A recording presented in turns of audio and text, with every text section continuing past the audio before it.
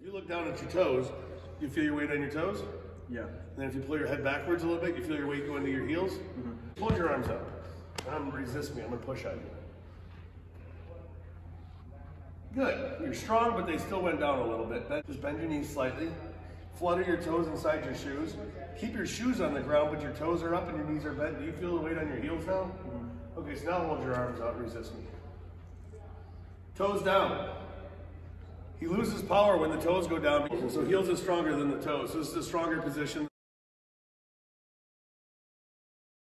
So he's got open stance, but he's also got his head in front of his torso just a little. So now he's going to spend time picking his leg up and closing down towards the plate, and then he ends up with the hinge, and the ears tilted. That's the way the same barrel angle is going to get tilted. So the more you lean in, then the more you're going to be tilted.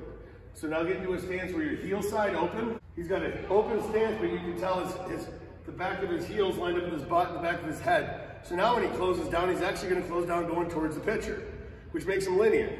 Again, do you feel like twisting or do you feel like lowering your leg? I feel like just twisting. Twisting. Okay, now stand up like this.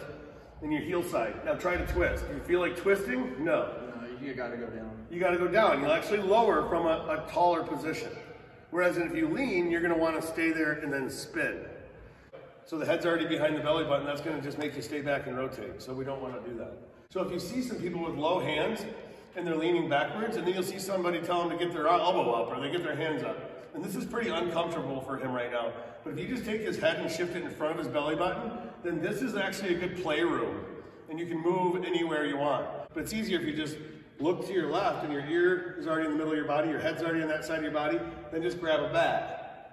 Instead of getting into these positions where we're leaning and tilting and we're overloading one side. So if you start with your feet, maybe underneath your hips or just at shoulder length, that would be the most balanced position. If you start in the most balanced position, then we maybe should load up and then land back in the most balanced position before we decide to send ourselves forward. The kid's head in position in relationship to his most balanced position in his belly button. If you have your feet all the way together and you pick up and hit, it's hard to go backwards. You're either gonna stay put or you're only gonna go forward.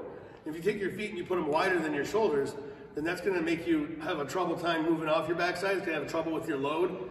You're trying to lift your knee up is gonna be tough now, so what happens is they start doing heel to butt.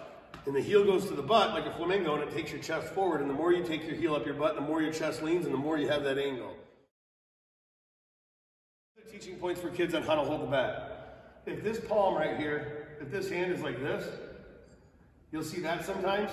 The hands get stuck right about there, and then the head will have to kick backwards for the hands to clear. Whereas if this hand was actually turned like that, then the hands just continuously go through.